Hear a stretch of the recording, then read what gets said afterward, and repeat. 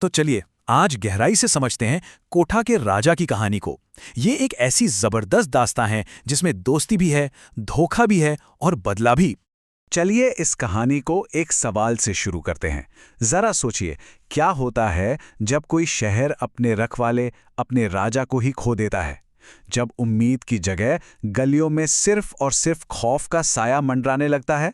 ये कहानी है कोठा नाम की एक जगह की, एक ऐसी जमीन जिसका इतिहास खून से लिखा गया है, जहां एक तरफ अमीर और अमीर होते जा रहे थे तो दूसरी तरफ गरीबों की बेबसी बढ़ती जा रही थी, और इन सब के ऊपर बेताज बादशाह बनकर बैठे थे अपराधी। तो कहानी के पहले भाग में चलते हैं। कोठा, एक राजा के बिना कैसा दिखता है ये राज्य? देखते हैं कि आज इस शहर पर किसका और कैसा राज चल रहा है। और इसी माहौल में एंट्री होती है सर्कल इंस्पेक्टर शाहुल हसन की।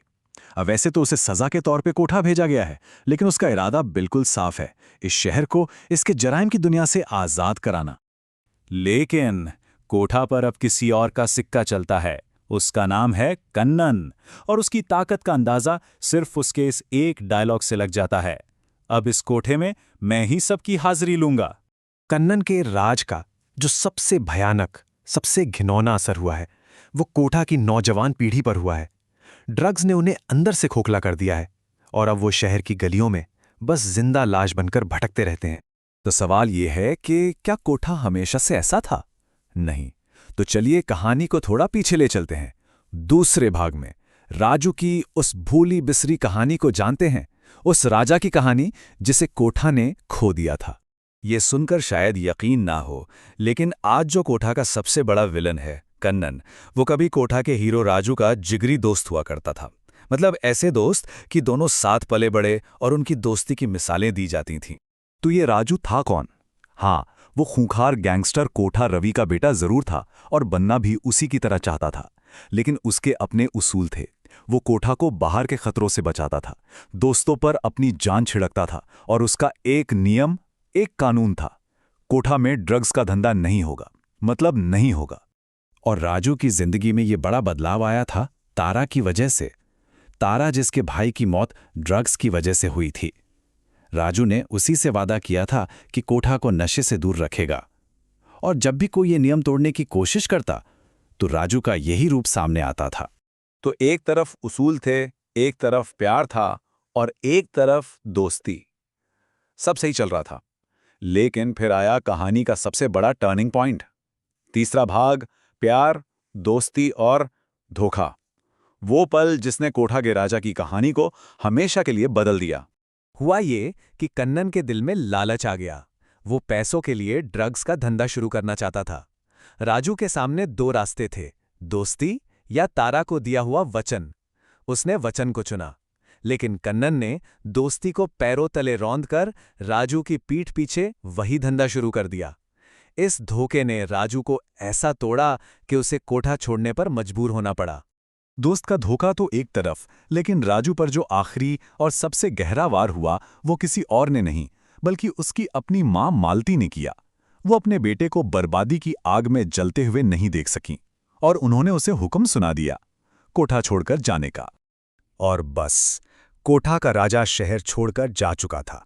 वो इस कदर टूट चुका था कि 1986 का वर्ल्ड कप फाइनल, जिस फुटबॉल के लिए वो दीवाना था, वो फाइनल देखे बिना ही वो कहीं दूर निकल गया। अपना प्यार, अपनी दोस्ती, अपना घर, अपना शहर, सब कुछ पीछे छोड़कर। लेकिन क्या कहानी यहीं खत्म हो गई? नहीं, पूरे 10 साल बाद कहानी वापस आज के दौर में लौटती है। चौथा भाग, राजा की वापसी। कहते हैं ना, किस्मत को जो मंजूर होता है वो होकर रहता है। कन्नन का साला राजू की बहन को परेशान करने लगता है, और यही वो मौका था जब इंस्पेक्टर शाहुल को समझ आया कि इस शैतान कन्नन को सिर्फ एक ही इंसान रोक सकता है, और वो है राजू। और फिर यूपी में एक टेलीग्राम भेजा जाता है। कांटे को कांटे से निकालने का खेल शुरू हो चुका था, और राजा लौटता है। लेकिन ये 10 साल पहले वाला राजू नहीं था जो गया था। वो एक टूटा हुआ दोस्त था। जो लौटा है वो एक तूफान है, पहले से कहीं ज्यादा खतरनाक, कहीं ज्यादा बेरहम। और उसकी वापसी का ऐलान किसी भाषण से नहीं होता, बल्कि एक क्रूर हत्या से होता है। अपनी बहन को छेड़ने वाले के गले की नस कुचलकर वो पूरे कोठा को एक पैगाम देता है ये काम किसी आम आदमी का नहीं था। ये ऐलान था कि राजा वापस आ चुका है। तो अब बिसात बिछ चुकी थी। कहानी अपने आखिरी और सबसे विस्फोटक पड़ाव पर पहुंच चुकी थी। 5वां भाग, आखिरी टकराव। अब मैदान तैयार था। एक तरफ कोठा का नया बादशाह कन्नन और दूसरी तरफ उसका पुराना राजा राजू। ये लड़ाई सिर्फ 2 लोगों की नहीं थी, ये लड़ाई थी कोठा की रूह के लिए। खौफ सिर्फ आम लोगों में नहीं था, खौफ तो कन्नन के अपने आदमियों में था। वो इसे साफ साफ चेतावनी देते हैं कि जो लौटा है वो सिर्फ राजू नहीं, वो है राजू मद्रासी, एक ऐसा नाम जिसके डर से बड़े बड़े अपराधी भी कांपते हैं। धोखेबाज कन्नन अपनी आखिरी चाल भी धोखे से ही चलता है। वो राजू को मिलने के लिए बुलाता है जहां उसकी नई के टीम पहले से घात लगाकर बैठी होती है, और यहीं वो नशे में अपना सबसे बड़ा गुनाह कबूल कर लेता है कि हां, सालों पहले राजू को धोखा उसी ने दिया था। लेकिन यहां राजू एक ऐसा दांव चलता है जिसकी किसी को भी उम्मीद नहीं थी। वो अपने पुराने दोस्त, अपने सबसे बड़े दुश्मन को खुद नहीं मारता, बल्कि उसे रंजीत के बेटे के हवाले कर देता है। ये वही रंजीत था जिसे राजू ने सालों पहले खुद मारा था। ये बदला नहीं था, ये था इंसाफ का एक चक्र जो आज पूरा हो रहा था। तो अंत में कन्नन को तो उसकी सजा मिल गई, लेकिन एक सवाल आज भी वहीं का वहीं खड़ा है। क्या कोठा को उसका राजा वापस मिल गया, या बदला पूरा होने के बाद ये एक और खूनी अध्याय की बस शुरुआत है? इस सवाल का जवाब शायद सिर्फ वक्त ही दे सकता है।